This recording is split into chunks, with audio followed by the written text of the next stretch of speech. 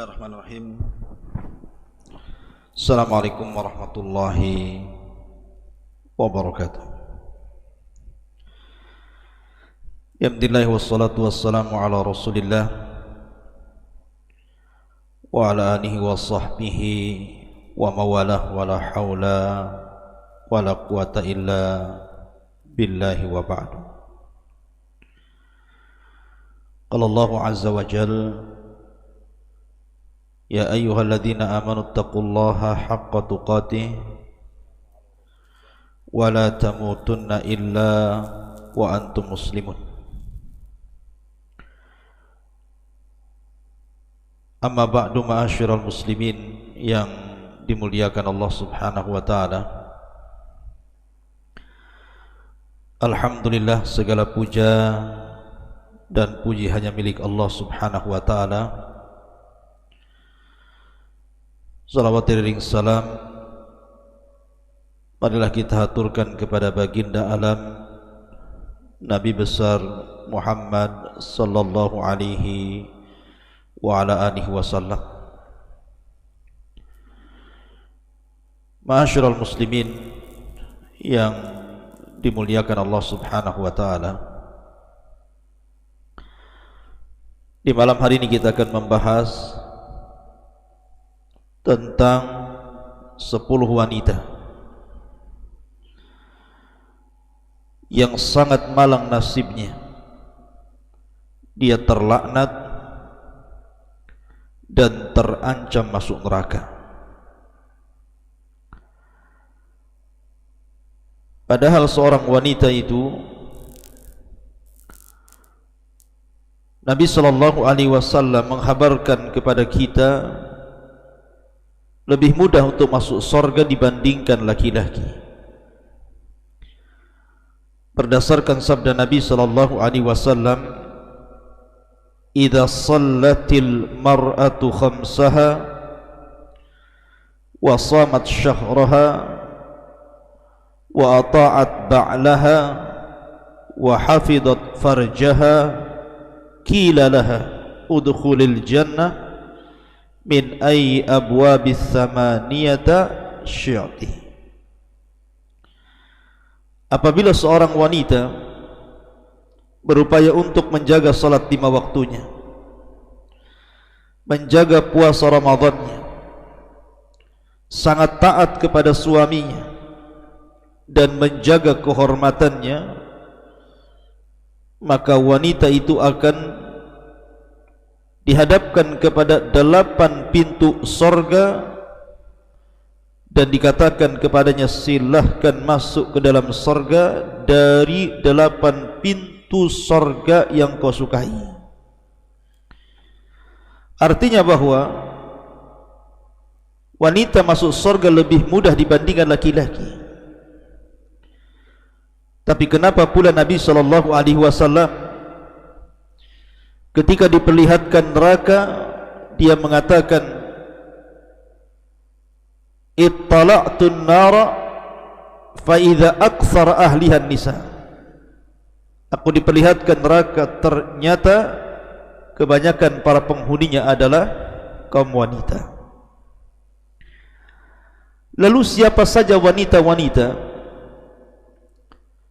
yang malang nasibnya di akhirat, bahkan terlaknat dan terancam neraka? Ada 10 wanita yang disabdakan Nabi sallallahu alaihi wasallam. Siapa saja mereka? Yang pertama, al-mar'atul lati taghdhibu zawjuha. Seorang wanita yang suaminya marah kepadanya, dan itu berdasarkan hadis Abi Hurairah radhiyallahu an. Nabi sallallahu alaihi wasallam bersabda, "Idza da'a ar-rajulu imra'atahu ila firashihi fa'abat fabata ghadban 'alayha la'anatha al-malaikatu hatta tusbiha." Rawahul Bukhari. Apabila seorang suami memanggil istrinya untuk berhubungan suami istri, tiba-tiba kemudian wanita itu atau si istri itu menolak ajakan suaminya, sehingga suaminya marah, sehingga dia tertidur di atas kemarahannya, maka para malaikat akan melaknat wanita itu sampai di waktu subuh. Hadis ini dikeluarkan Imam Bukhari. Subhanallah. Jadi Allah Subhanahu wa ta'ala ketika menciptakan malaikat, maka ada malaikat-malaikat itu yang bertugas dan ditugaskan Allah hanya untuk melaknat. Dan salah satu orang yang akan dilaknat para malaikat adalah wanita yang membuat emosi suaminya, yang membuat marah suaminya. Ini yang pertama. Yang kedua, nisaun kasiyatun ariyat, wanita yang berpakaian tapi telanjang. Dan itu berdasarkan Abi Hurairah radhiyallahu an, Nabi SAW bersabda, sinfani min ahli nar lam arahuma, ada dua kelompok kata Nabi SAW termasuk penduduk neraka dan aku tidak pernah melihatnya. Maksudnya Rasul tidak pernah melihat dua kelompok ini di zamannya. Salah satunya Nabi SAW menyebutkan kelompok ini wanisaun kasiyatun ariyatun mumilatun mailatun ru'usuhunna ka'asnimatil bukhtil mailati la yadkhulnal jannah wa la yajidna rihaha wa inna rihaha la tujadu min masirati kadha wa kadha. Rawahu Muslim. Seorang wanita yang berpakaian tapi telanjang, maknanya dia berpakaian tapi telanjang. Boleh jadi karena mungkin pakaiannya tidak sempurna, hanya mengandalkan kepada gaya dan mode, mengikuti gaya-gaya barat ataupun gaya-gaya orang-orang fasik, atau mungkin pakaiannya kurang tebal sehingga transparan, atau mungkin pakainya terlalu ketat sehingga membuat lengkukan-lengkukan tubuhnya. Itulah yang disebut nisaun kasiyat ariyat, yang berjalan melenggak-lenggok seperti punuk unta yang sedang bergoyang. Wanita ini tidak akan dimasukkan ke dalam sorga, bahkan tidak akan mendapatkan baunya sorga, padahal baunya sorga bisa tercapai dari jarak sekian ke sekian. Hadis ini dikeluarkan Imam Muslim. Ma'asyiral muslimin yang dimuliakan Allah Azza wa Jalla, di zaman Nabi SAW atau di zaman jahiliyah, ketika Allah Subhanahu wa ta'ala berfirman wala tabarrujna tabarrujil jahiliyatil ula, janganlah kalian berdandan seperti dandanan jahiliyah. Seperti apa dandanan jahiliyah itu? Ada yang mengatakan bahwa dandanan jahiliyah itu karena mereka ketika memakai kerudung nampak rambut di depannya, kemudian nampak lehernya, kemudian menggunakan anting-anting di kaki ataupun gelang di kaki sehingga kalau berjalan itu terdengar suaranya. Itulah tabarujnya jahiliyah. Tapi di zaman sekarang bukan hanya sekedar membuka leher, membuka depan kepala, bahkan semua kepalanya terbuka, bahkan semua badannya terbuka. Na'udzubillah. Artinya wanita-wanita seperti ini lebih jahiliyah dibandingkan jahiliyah. Dan itu hanya ada di zaman sekarang, tidak ada di zaman Nabi atau di zaman jahiliyah sekalipun. Dan wanita seperti ini terancam oleh neraka. Yang ketiga, al-mutasyabbihat minan nisa'i birrijal, wanita-wanita yang ingin menyerupai laki-laki,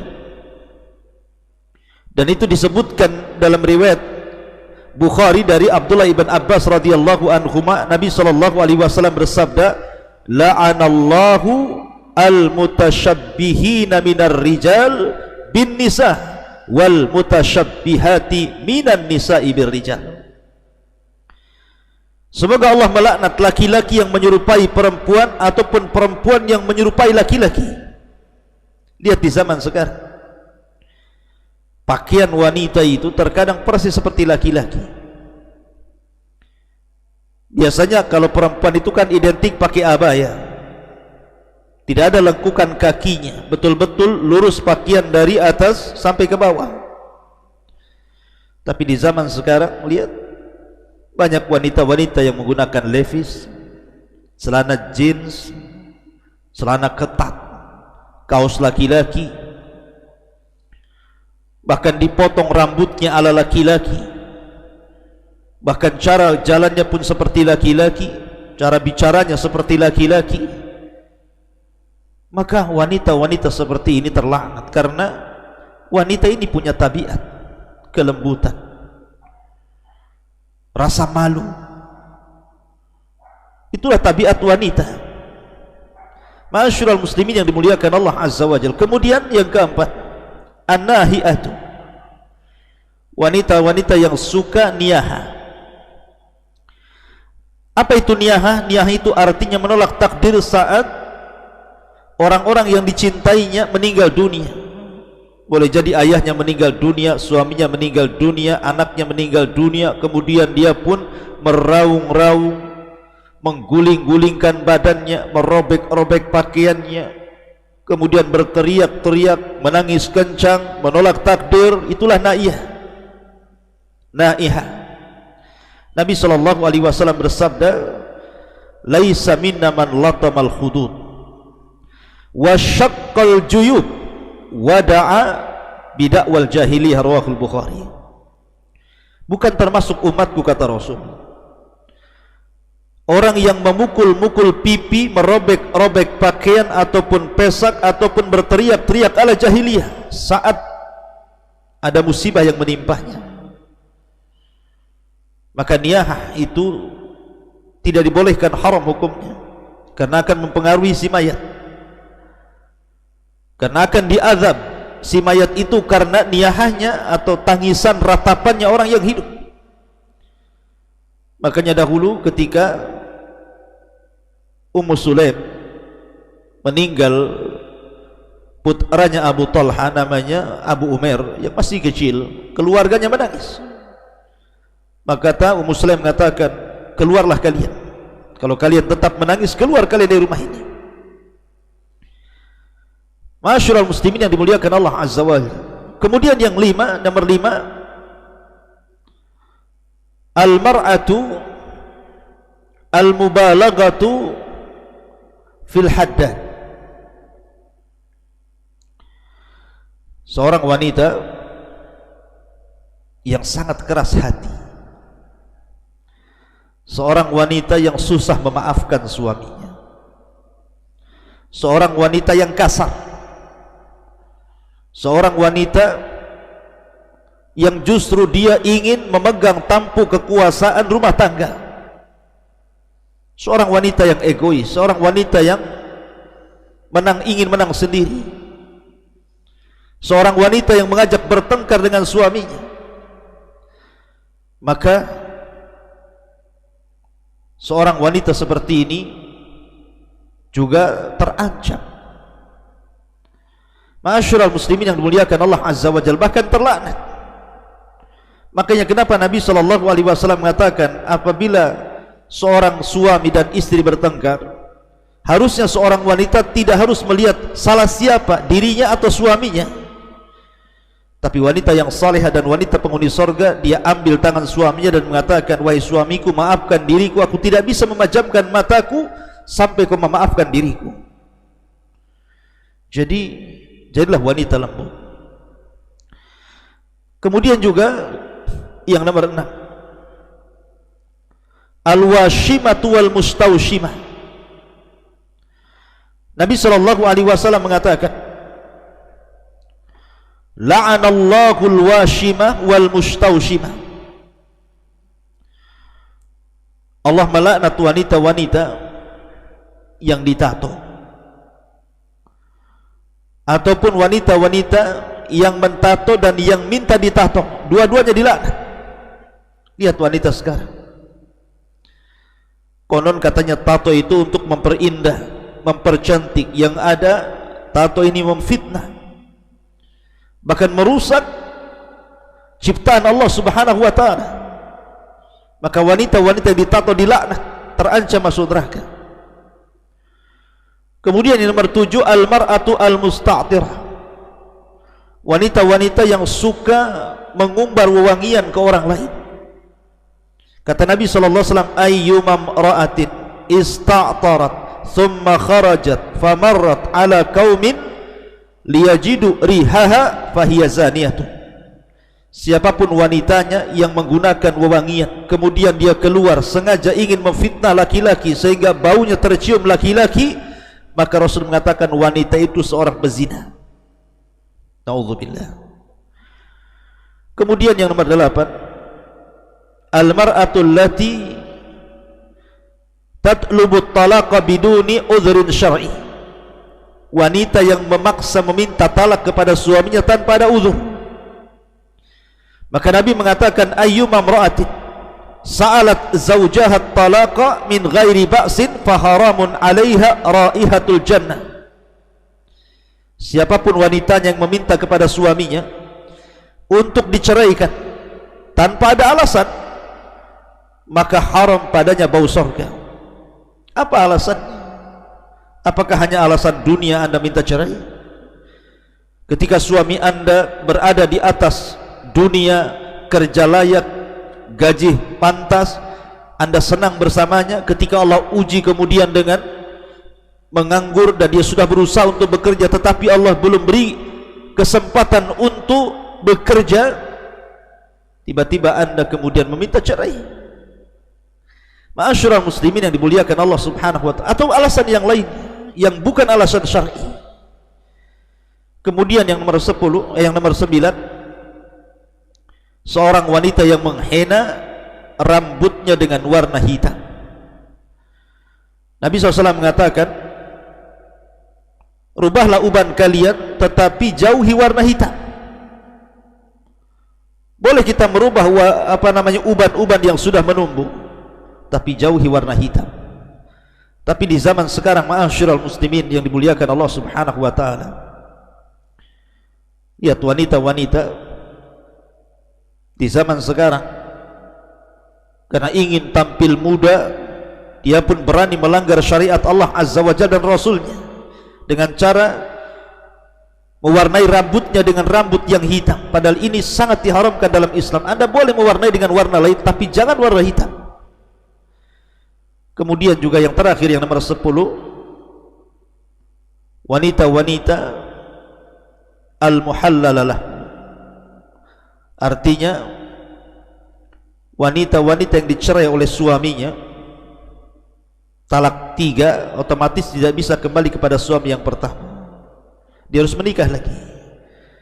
Tetapi ada wanita-wanita yang kemudian berpura-pura menikah dengan orang lain hanya 1 hari 2 hari kemudian cerai, kemudian ingin kembali kepada suami yang pertama.